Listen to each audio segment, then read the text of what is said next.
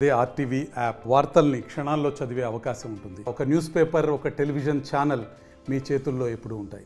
నిన్న ఏదైతే మన హైవే పునరుద్ధరించడం జరిగింది, ఈ హైవే మన ఐతివరం దగ్గర ఉన్న ఆ రోజు బై మిస్టేక్ లేకపోతే స్పీడ్గా వరద పెరగటం వల్ల ఒక హైట్ ప్లేసెస్లో ఒక 10-15 వెహికల్స్ ఉండిపోయినాయి.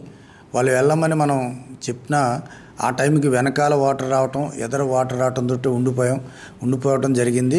దాంట్లో ఉన్న పబ్లిక్ని మనం సేవ్ చేసాం.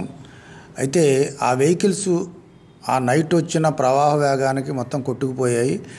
అయితే కొట్టుకుపోయిన తర్వాత ఇప్పుడు అవన్నీ మట్టిలో బాగా కూరుపడిపోయి ఇబ్బందుల్లో ఉన్నారు.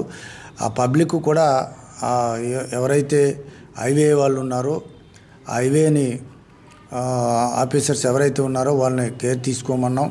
వాళ్ళకు కొంత ఇబ్బంది జరిగిందని ఇప్పుడే న్యూస్ చూడడం జరిగింది.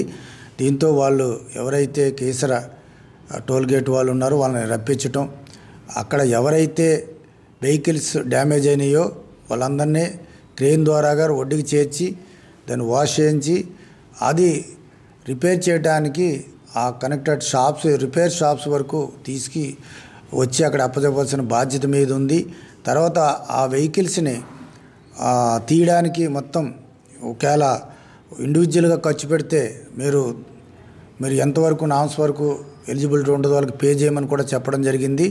వాళ్ళు ఏంటంటే మేము క్రెయిన్స్ పెట్టి వాళ్ళని తీసుకొస్తాం, వాచ్ చేపిస్తాం, షాప్స్ తీసుకొచ్చి పెడతామని మనకు ఇప్పుడే చెప్పడం జరిగింది.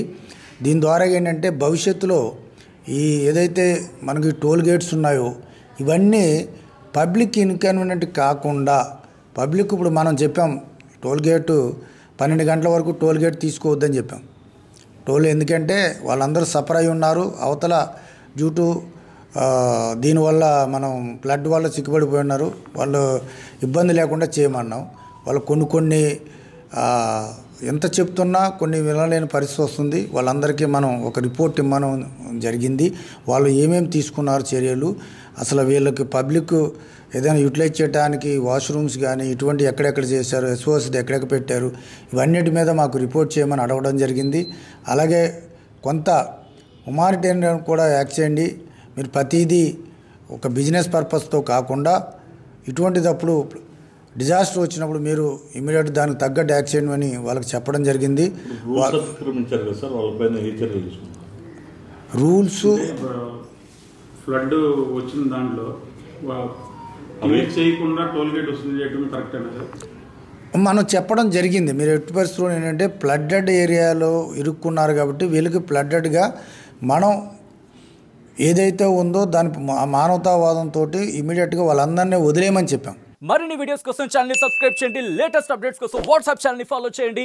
అండ్ లింక్ డిస్క్రిప్షన్ లో ఉంది.